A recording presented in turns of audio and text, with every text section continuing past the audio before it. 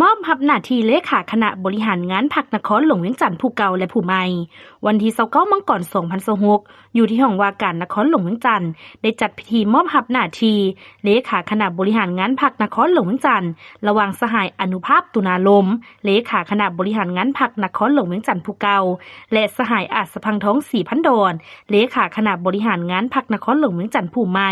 โดยการเข้าร่วมของสหายสอนไซศรีพันดอนกรรมการกลุ่มการเมืองศูนย์กลางพรรคนายกรัฐมนตรีในพิธีต่างหน้าคณะจัดตั้งศูนย์กลางพรรคได้ขึ้นผ่านคำสั่งฉบับเลขที่10 ทับกมสพลงวันที่23 มังกร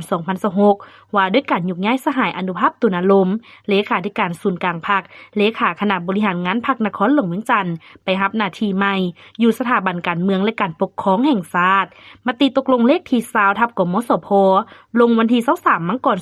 2026ว่าด้วยการแต่งตั้งสหายอาจสะพังท้องศรีพันดอนกรรมการศูนย์กลางพรรคเป็นเลขาคณะบริหารงานพรรคนครหลวงเวียงจันทน์